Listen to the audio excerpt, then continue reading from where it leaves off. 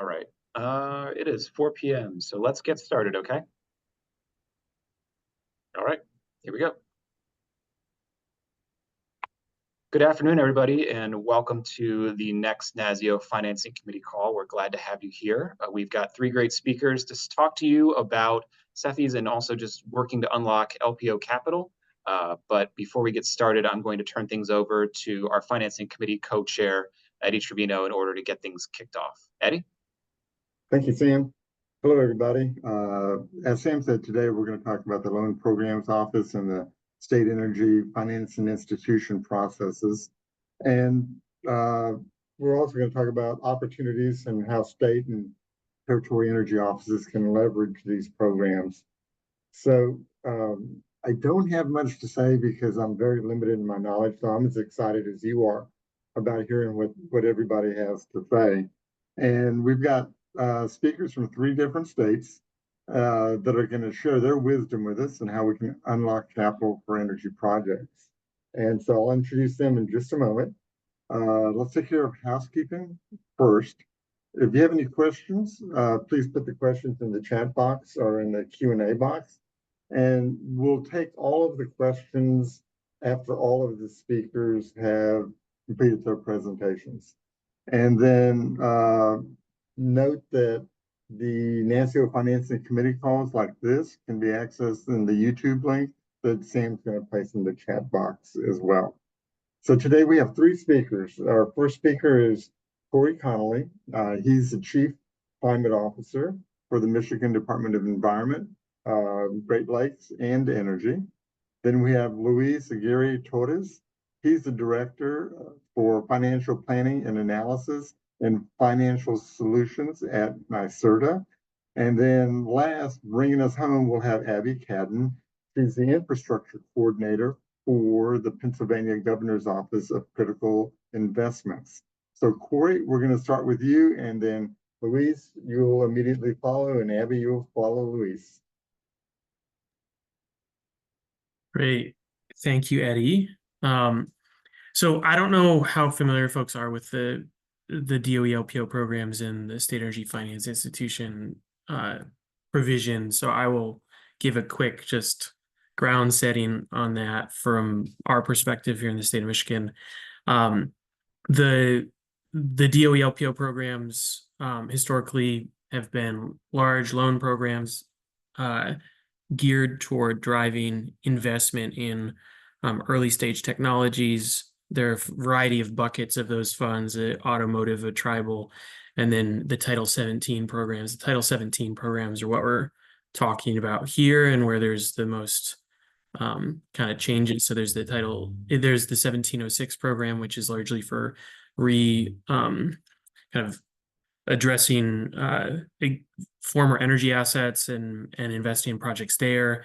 And then there's the Title 1703, which has historically been for novel projects that haven't been really deployed commercially.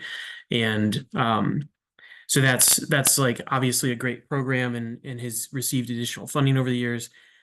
What is exciting and what we've turned to here in the state of Michigan on this is the State Energy Finance Institution provision, which allows us to, if we put in state funding, it waives that novel technology requirement, which then turns this multi-billion-dollar facility from a innovation technology funding opportunity to a project deployment. And for our purposes at the state of Michigan, we have our climate goals that call for reaching carbon neutrality by 2050 and reducing greenhouse gas emissions by 50 to 52% by 2030. And that translates for us into 60% renewables. It translates to probably about 2 million buildings that we have to retrofit, another 200,000 that we have to get electrified by 2030. It translates to 100,000 charging stations across the state, translates to 2,500 megawatts of energy storage, translates to a lot of deployment of proven technologies that previously wouldn't have been eligible for this type of very large source of capital. So really large scale funding here, hundreds of millions of dollars, billions in some cases, and wouldn't be eligible for the loan guarantee from federal government that should result in better terms and conditions for the borrowers and eventually the actual terms for the projects. So that's the transformational piece to us, is figuring out how do we pivot this to really target deployment of at scale of the number of the technologies that we know work, but also we know we need to deploy as fast as possible. So that's why we've prioritized it from our office at the Office of Climate and Energy. It's also been a priority across state government in general to try and figure out how do we capture this program and many other federal programs around our climate strategy and our economic development goals. Some of the ways that we've approached this. So first, we identified some of these deployment challenges and targets as a part of our climate planning process to figure out kind of where are our needs and what are we trying to pursue with this. We pulled together some additional consulting support with the partnership with philanthropy to help us get some additional capacity on this that helped us really understand the opportunity.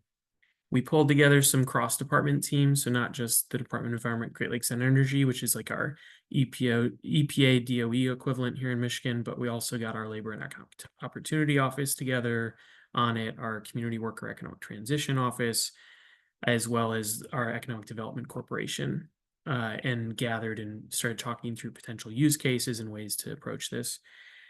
We, to kind of the next phase for us after getting everyone together, was we put out a request for information to all of our stakeholders. We then held webinars, posted it everywhere. We got about 50 responses with a whole variety of levels of depth and interest, some project developers, some technology providers, some nonprofits, some local governments. We had quite a good response, and out of that response, it helped us understand what some of the projects are that might be possible in the state of Michigan.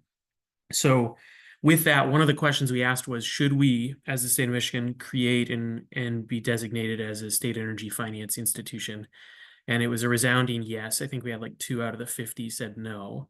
And so we went through the process at the state through our Department of Environment, Great Lakes and Energy, as well as our Economic Development Corporation. Both entities pursued status as a state energy finance institution. And the benefit of having multiple is just simply that any state funds are what's required to unlock that novel technology requirement or to be able to bypass it. And so that just means that if there are state funds from our Economic Development Corporation, they can invest. If there are state funds from our Department of Environment, Great Lakes Energy, we can invest, and we don't have to do some interagency agreement or transfer of funds in order to get it through the right vehicle.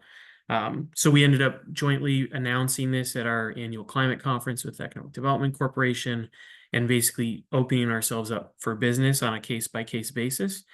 I think for us, some of the maybe lessons learned or thinking this through, there are a few different ways to approach this challenge, and to us, we've heard interest in seeing like the state of Michigan, for example, be the borrower. That is something that I think we've contemplated as kind of serving as an intermediary to pool together projects or help kind of lend credibility to whatever pool of projects come forward by having the state of Michigan actually take on some level of that financial obligation with LPO.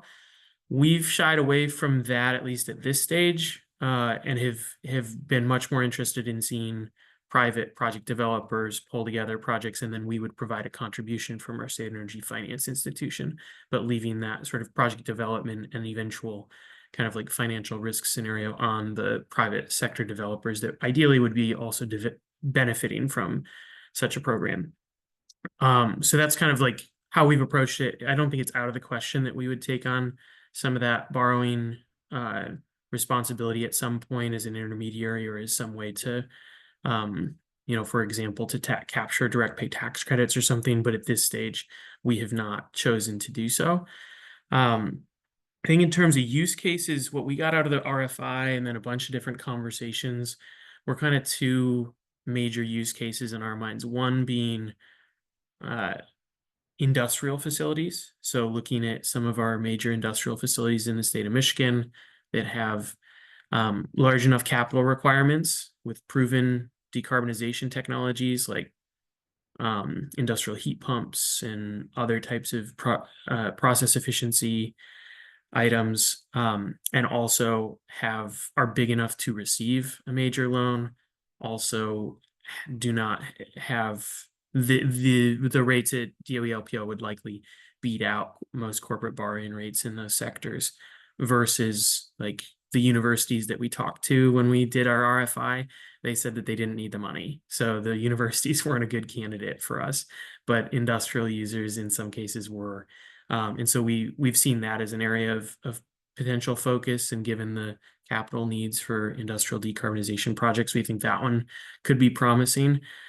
We had a couple of projects start to move forward, but then for one reason or another didn't make it through. And then the other use case is much more of a pull together a portfolio of projects, and that's the one that could either be the state or an external party. And for us, we saw a ton of interest through some other funding. We have a bunch of energy audits and infrastructure assessments going on at probably about 75% of Michigan schools across the state. And so there's been some appetite to consider pooling some of those schools projects together to get to a larger dollar figure and to kind of put together one single application through like a special purpose vehicle or something in that nature. So that process is still underway, and we haven't kind of moved to the next phase there. I will say, this is proven to, I think some of the questions that we'll get later are kind of like, what are some of the challenges? But I'll just share, I think that the scale of the projects is a challenge. I think that the upfront cost of some of the transaction costs, some of the underwriting due diligence is in the millions of dollars range. And those are things that at that point you're at risk, like you're not getting that money back if you don't get approval. So I think there's a high barrier to entry here. I think that there is a really exciting opportunity to mobilize capital toward deployment that hasn't been seen before, but it's also a tool that's generally designed for a certain type of borrower and a certain type of project. And so I think we're in the early stages of figuring out how to make that work. And I think we're really keen to hear what other states are doing and what other entities think we should be doing to best take advantage of it.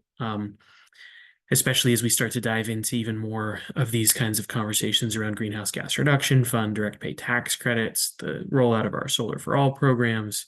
I think that the DOE LPO and particularly the CEFI portion has an opportunity to really complement a lot of those things. So that is probably, I'm sure I'll think of other things that happened along the way in our journey, and we're obviously still at the beginning stages. We haven't seen a successful project go through, but we continue to provide some education resources on it and try to find and identify eligible projects that we think could be really good use cases. But I think that's probably all I have for now, and I'm happy to hand it back to Eddie or to Luis, who I think is following me here. Hey, thanks a lot, Corey. And thanks so much, man, for setting this up. I think, all the information that you just shared regarding LPO, like the fundamental components, I think, I'm going to use that to just jump to the next part. But before I do that, I just want to say very quickly, again, my name is Luis Aguirre Torres. I am the Director of Financial Planning and Analysis and Financing Solutions for NYSERDA. Those who are not familiar, NYSERDA stands for New York State Energy Research and Development Authority. We are, New York's energy agency, and we are in charge of advancing clean energy innovation and investment.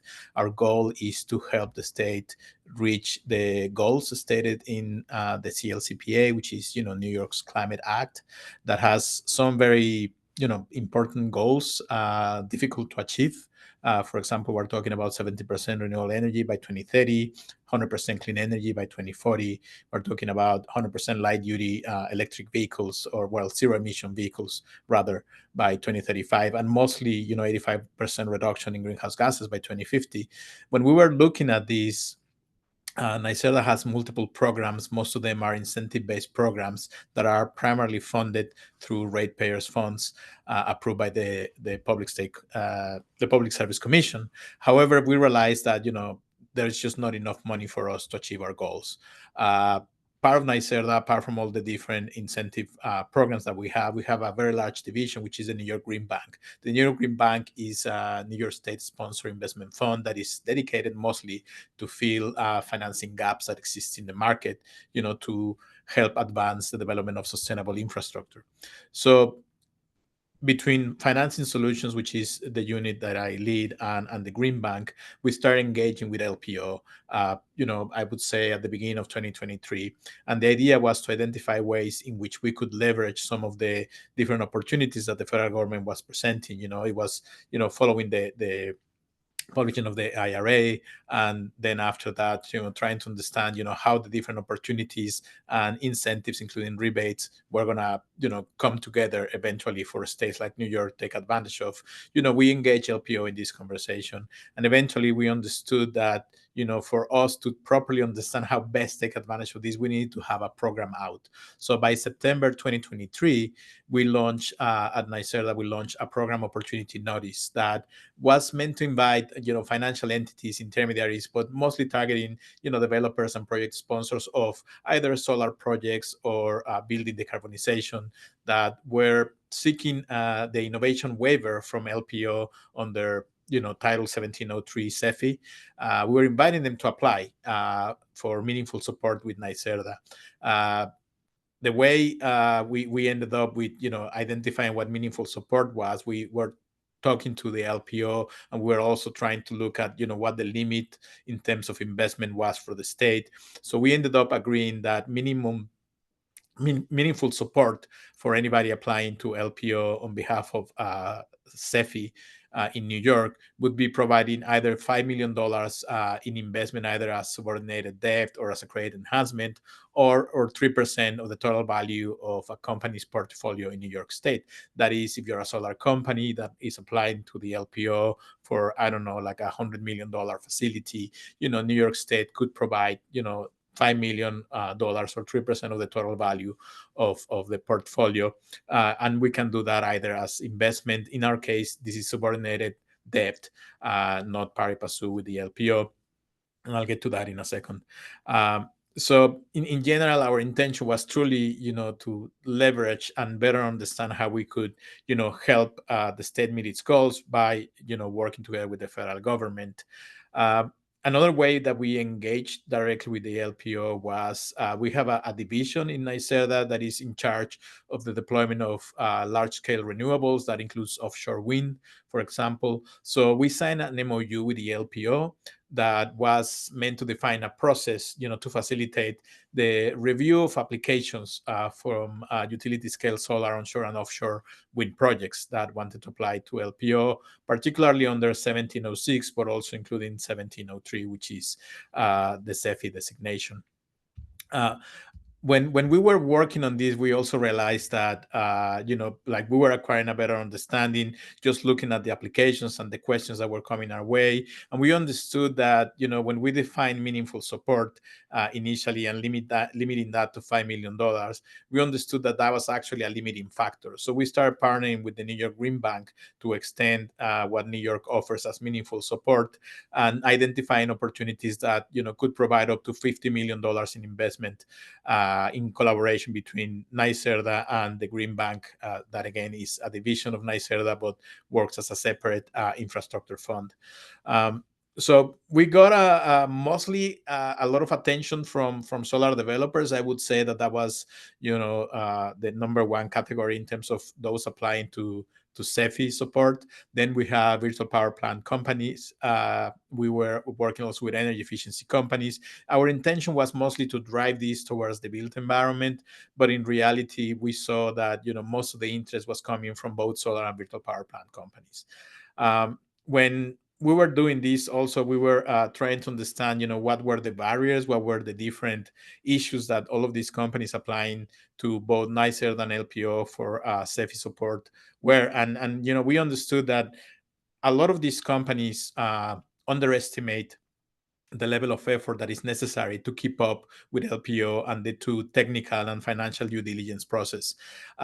Most of the companies were also looking for smaller amounts, and we had not properly communicated that really this would be most efficient for those seeking $100 million and above that, right?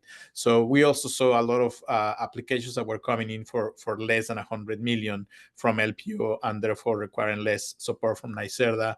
And so we understood that there was a need to better communicate what this opportunity was meant to be, and what type of support was was meant to be provided.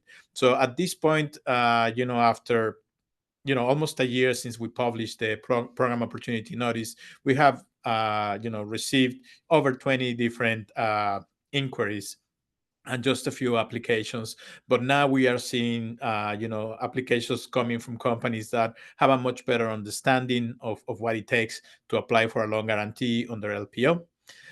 So we believe that, the program is going to start seeing, more consistent applications. Also, some that started their application process early September, October last year, they're seeing, the process finally being completed. So we would expect that LPO would award a conditional letter already to some of these companies that they will bring to NYSERDA, and then we'll be able to complete the transaction by providing the meaningful support.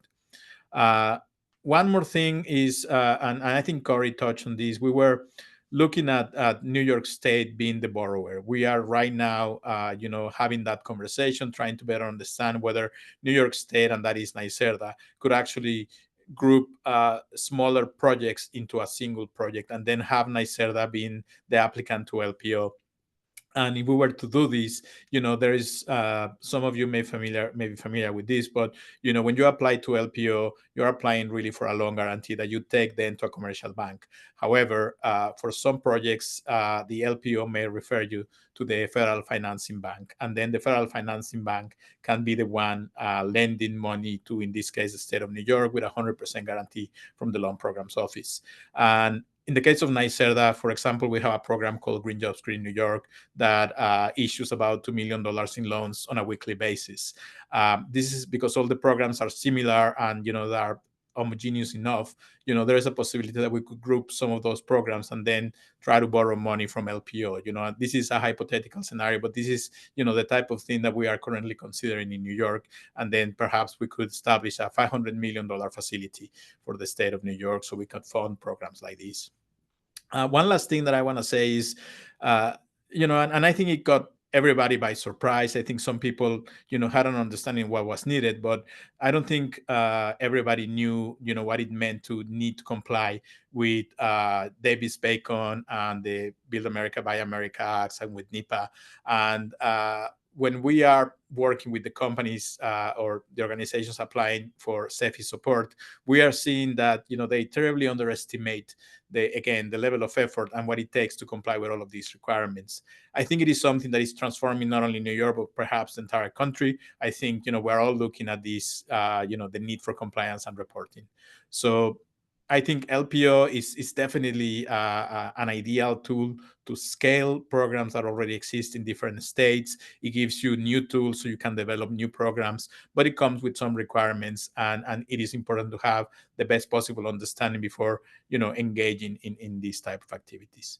So I'm going to stop here. I hope this was helpful somehow, and if not, please drop a question. I'll be happy to answer. But now I want to hand it over to Abby. So Abby, take it away. Hello. Good afternoon, everyone. As it was mentioned, my name is Abby Cadden, and I work in Governor Shapiro's Office of Critical Investments. And I work with our state green bank, the Pennsylvania Energy Development Authority, or PEDA, to develop and deploy federal funding for projects. So as a little background, PEDA was established way back in the 80s in response to the oil crisis, and it has the power to issue grants, loans, loan guarantees, bonds, etc., for energy-related projects. But then the authority was kind of sat up on a shelf, and it was unfortunate. It was sitting on a shelf, kind of collecting dust. And then with the opportunities provided by the Inflation Reduction Act, we blew off the dust and saw an opportunity to reinvigorate PEDA and create new opportunities for projects. So we like to say we're an emerging green bank, but we are really hoping that our designation as a SEFI by the Department of Energy will open more doors for attracting third-party capital and investment for projects at scale. So our first initiative for PEDA as a SEFI, right now we're in the process of securing a $100 million loan guarantee through LPO to stand up a Solar for Schools program. We submitted the Part 1 application, and we're in the middle of completing the Part 2 application now. And, as a SEFI, why did we start with schools as our first, foray into LPO financing. Well, I think we all realize that schools routinely make difficult budgetary decisions. So when their boiler breaks or they have asbestos that needs to be remediated, those investments are always going to take priority. And the competing investments like solar will just never take off because there's always going to be something to fix. So PETA wanted to provide an opportunity to open up the door for expanding access to solar and storage technologies without having those schools make those difficult budgetary decisions. So with no out-of-pocket requirements, the program will be really affordable to schools. We're going to have a 0% interest rate assigned, flexible 20-year term with an annual repayment that should align with their energy savings. And the idea is we really want the maximum benefit to go to the schools as possible. So the school districts will claim all of the SRECs and Act 129 rebates that would be associated with the projects and help, see a repayment sooner on the project. Because PETA will finance these projects, we will have basis. So we will claim the tax credits, but our intention is to use the tax credits then to repay back LPO in part, and then to recycle the tax credits into additional solar for schools projects. So that's really where the business model is built on, is using those tax credits as a way to create new projects, but then also repay LPO. And one really great thing about the program is that we structured the business model in a way that it can be replicable for future iterations of SEFI projects. So, we'd love to use Solar for Schools as our test product and then go back to LPO for more funding so we can serve more borrowers for a broader scale of technology like heat pumps or biodigesters for municipalities and farmers and things like that. And then one other major initiative that we're going to be working on as a SEFI to gain access to LPO funding is with hydropower projects. So we have about 85,000 miles of waterways in Pennsylvania, which is really wonderful, and over 3,000 dams sitting on those waterways. Unsurprisingly, most of that infrastructure is over 100 years old, and they don't function properly, and they're in hazardous condition. So at PETA, we're planning to use the LPO SEFI loan guarantee to revitalize that aging infrastructure and turn our current environmental and social liabilities into an economic asset.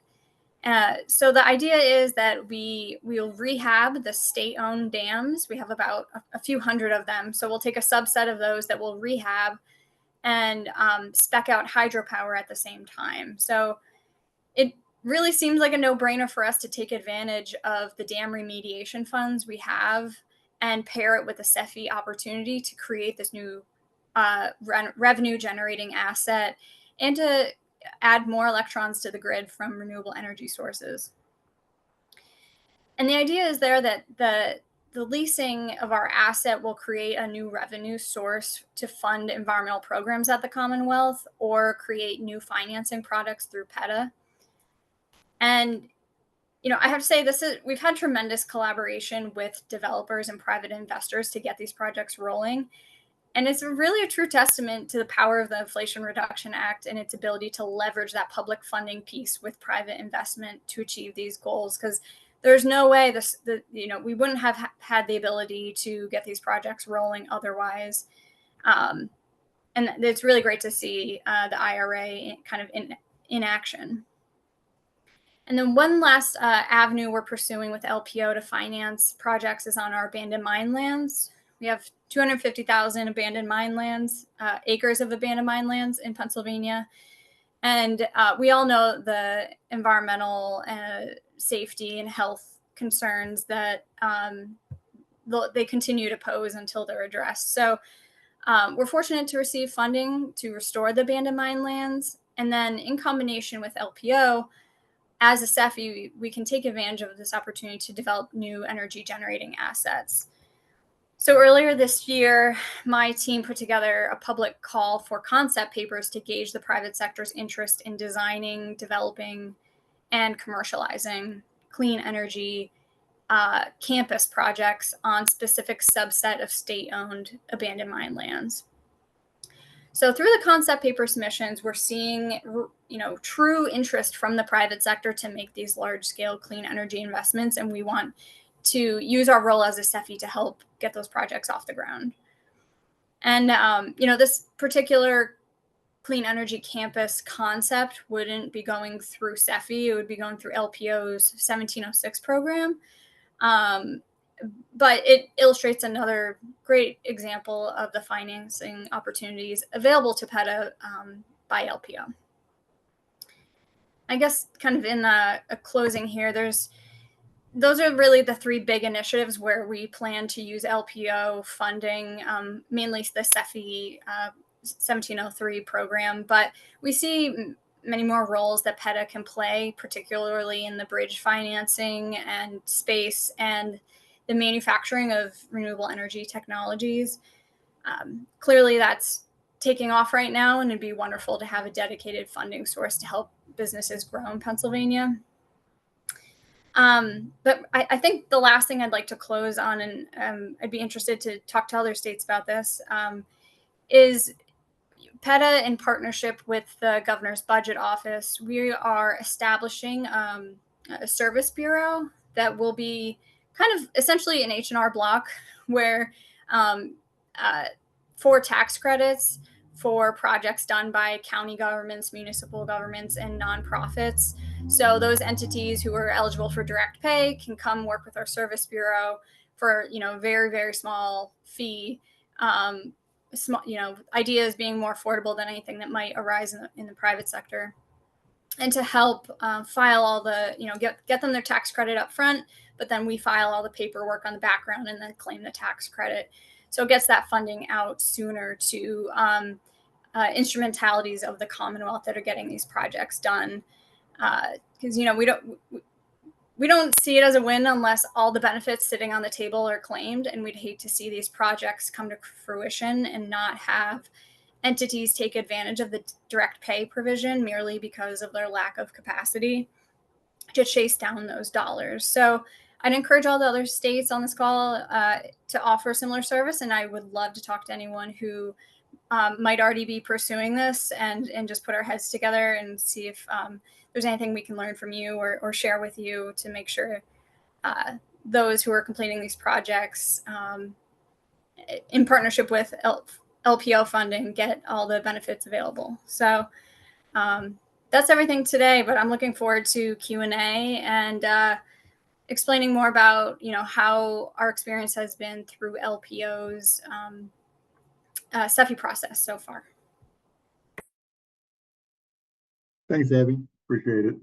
Thank you, everybody. I appreciate your input and the information that you shared with us. I do have a question. I know that LPO can guarantee up to 80% of an eligible project cost. What's the real number? What is it normally for the projects that you're involved with? What's the amount of the guarantee?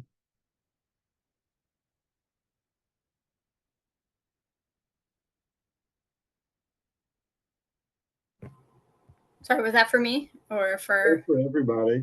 Okay. I could ask Sam first, but he won't know the answer. So, yeah, we'll start with you, Abby. Yeah. So, well, that's the thing with the Solar for Schools is, we're trying to do, batches of projects. So there's not really we don't have a price tag on it. So we kind of had to work backwards from their minimum of 100 million and figure out how many projects we could do, and then contribute that 20%, since they're statutorily limited to providing only 80% of project costs. So our approach was probably a little different than maybe other entities who walk in the door and they're just building one, project on one site or facility. But yeah, it's really that 80-20 rule we've seen come into play. All right. Luis, what about your projects? You're muted. Is the question, what are the size of the projects? What is the size of the projects that were? what percentage wise is the guarantee always 80% or is it less? Oh no, the loan guarantee is I think it ends up being 72%, right? Because it's not for the entire tranche. But it all depends, because if you get funded from the federal financing bank, then you get 100% loan guarantee. And in terms of what the state of New York provides in terms of support, it is lower than that. It's 3% of the total value of the facility in New York State, or $5 million. So some of the projects turn out to be quite large with with a guarantee from LPO around, ends up being around 72%. Corey, what about on your projects? I don't think we're at a point where we have any projects that have gotten to that exact, like, be able to understand the exact percentage breakdown or anything like that. Okay. So Corey, I'm going to start with you this time. What's the typical feedback that you're getting from potential investors or developers about this program? Confusion or or not understanding it very well, or what have you. I think that and then we have a set that are kind of like blown away by the transaction costs. And then there's a smaller set that look at it and go, I understand the value of this and I want to try and pursue something. And what we've seen that's been some of our large manufacturers, some of the major like energy service companies that folks are likely familiar with, that are used to like energy performance contracting arrangements and large portfolios of projects. Those are some of the folks that we've seen that kind of like dig in and seem to understand the value of it and the value of financing at this scale and at these rates. But I think mostly it's a lot of folks trying to figure out what it is and whether it could be valuable for what we're trying to accomplish. How about for you, Luis? Again, what was the question? That's all right. What's the feedback you're getting from sure. investors? Sorry about that. That is too complicated. I think everybody comes back to us with, like, they truly underestimate the amount of work that goes into getting one of these deals done, and they also get surprised with the price tag. How much it costs, and it is the amount of money that you put in with towards closing the deal with LPO, but then there are the fees associated with closing, which is 0.6% at closing plus $250,000 maintenance fee every year. And then there is a risk assessed fee that also is added. So, a lot of the time they just don't expect all of that. Very few do. It's all written down, but not everybody looks at that. Mm-hmm. I'm going to you, Abby. Yeah, I mean, I have to echo everything Luis and Corey have shared. I would also say speed, I think, is a component. The timelines will generally haven't been matching up with the rate that entities we've met with want to get moving. And the kind of the benefits of going with this funding route are sometimes negated by the amount of time that they would have to wait, rather than going to just like a private bank for that amount of money. So I would say speed, and the kind of the scope of the financing, and the fees that are associated with it, and the kind of the complicated steps that they would have to jump through, are kind of the same routine feedback we hear from potential project developers. And I'll say the timeline thing is a big one, and I think it's as much for the developers as it is for like the public officials that I'm working with. We get a lot of pressure to figure out how to use the money, and it's like 18 to 24 months would be like a solid turnaround time for a transaction of this size, with especially with like the complicated features that some of these projects are trying to undertake. So for us, that's proven challenging because we have some pools of capital that we can dedicate to projects like this, but holding them for 24 months isn't, from an economic development perspective, isn't that popular of a thing to say, great, we're going to allocate this, we're going to have to hold it. So I think that's where we ended up going with we don't have a dedicated pool of capital. It's more like projects will come the same way that economic development projects come to us, and then we'll evaluate them and we'll find the capital to make sure the projects move forward on a case by case basis, as opposed to us creating a capital outlay where we're saying we're going to hold this money until enough projects come through. So that time frame piece is one of the reasons why we haven't dedicated a pool of money and said it's available for X period of time, because the reality is that period of time is likely to be beyond the life of our current administration even. So. And you know what, Eddie, I think, what Corey said just now reminded me, I mean, the learnings are all over the place, even for us, we believe that we're setting this up the right way. And for example, in our case, we're thinking about credit enhancements, and then we realized that by offering credit enhancements, we're tying our money there for, the next 10, 15 years. And again, it's not a popular thing to do. So, in really understanding, whether you offer debt, subordinated pari passu, or if you are talking about a credit enhancement, it's important, given the restrictions that we also have. And Go ahead. Well, I guess keep going. I'm sure. No, go ahead. I want to hear what you have to say. No, I've lost it now. Keep going. All right. So I'm going to start with Louise on this question. Who gets credit for the emissions savings? Is it a shared savings program? Does the state get credit? Are the investors able to resell that credit, or do they get credit as well? How does that work? Well, in terms of reporting, the owner of the facility, the company applying for the money, they are the ones that are reporting the greenhouse gas reductions and taking ownership of those.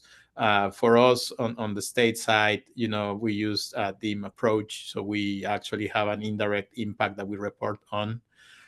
In the case of New York, depending on where the funds come from, it's the type of reporting that you need to do. But, in our case, it's really an indirect approach because we are enabling the project, but we cannot claim ownership of the emissions reduction. So it tends to go to the company. What about you, Abby? I'll say ditto. Yeah, no, I agree. That would be how we would see it similarly in Pennsylvania. All right. So let's talk about reporting to DOE. How is it cumbersome, or is it easy? Is it quarterly, monthly? Talk about the reporting that you have to do to the LPO. Corey, you going to start? Well, I'll tell you, we don't have any reporting we're doing because we don't have we haven't chosen to be a borrower, and we don't have any projects that have gotten through the underwriting stage. Okay.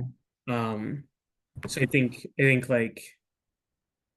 my mind, still the main interaction with LPO is vetting projects, underwriting projects, and then understanding the actual paperwork and such that they're requesting. But yeah, that's all I got.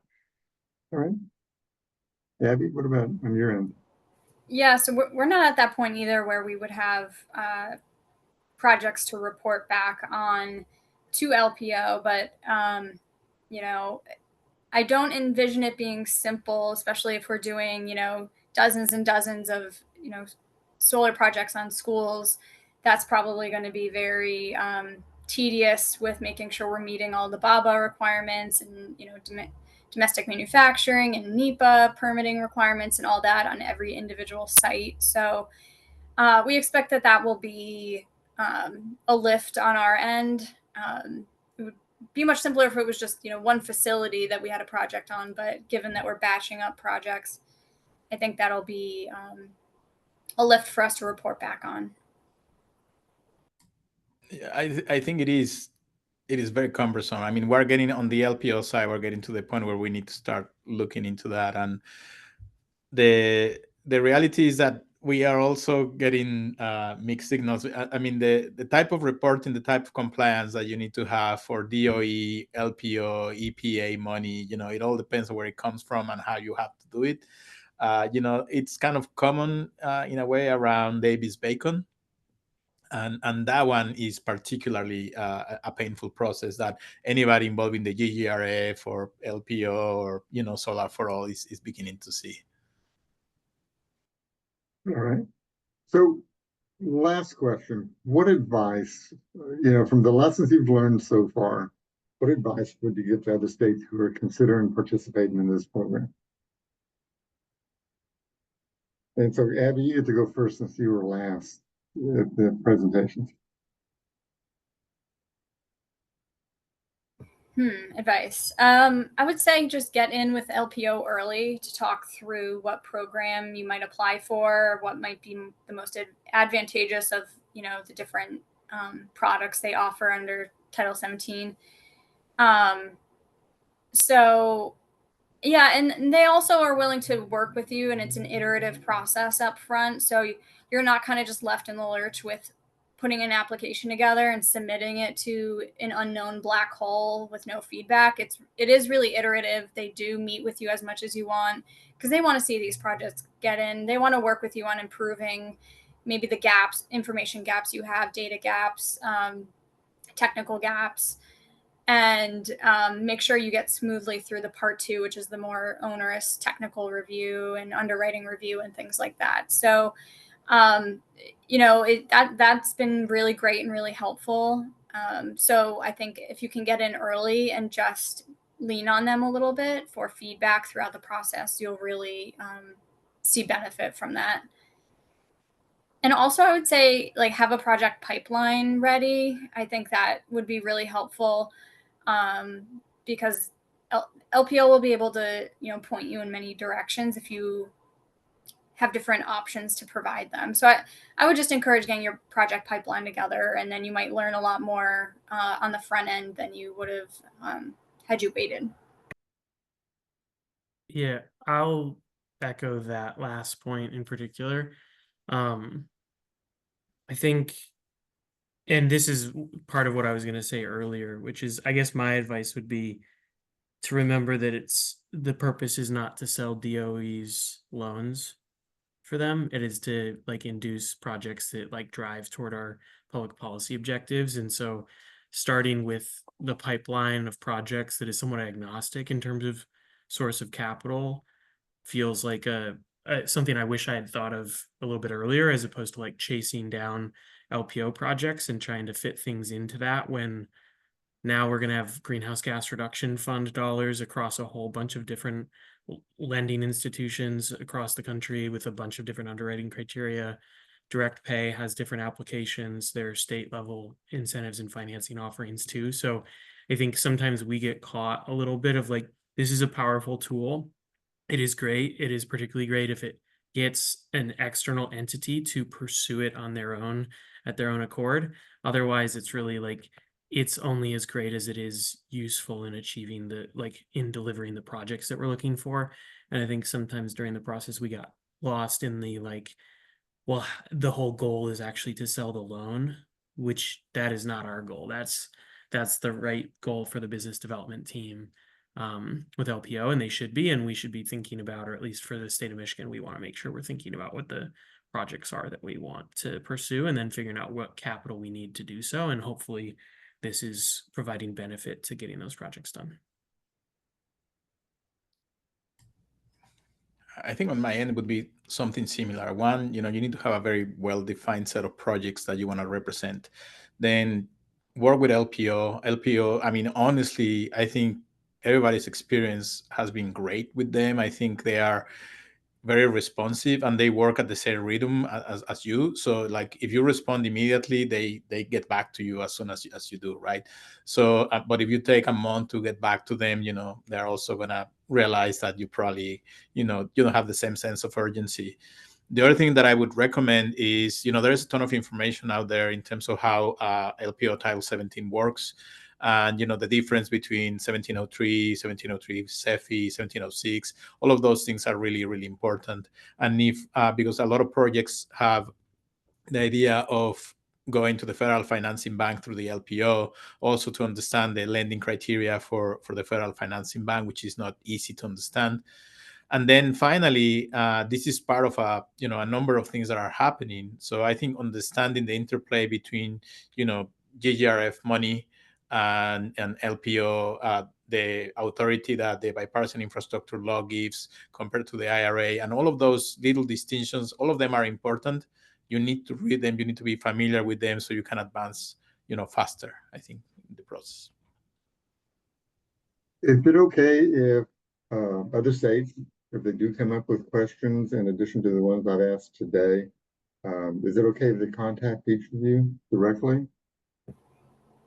Yeah, Sure. absolutely. All right. Yeah. So Sam, that's all of the questions we have. Thank you, Abby. Thank you, Louise. Thank you, Corey, for joining us. And thank you for sharing your experience and expertise with us. I'm a lot further down the line than I was at the beginning of this meeting, so I appreciate all of the insights that you provided. Sam, do you want to go ahead and close this or get us ready for the next meeting?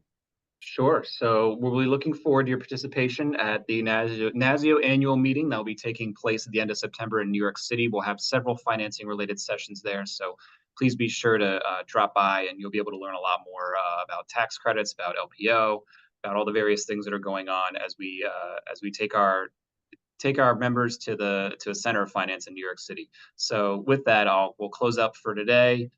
Hopefully see you soon. And thanks again to all of our speakers for a great presentation. Have a great rest of your week.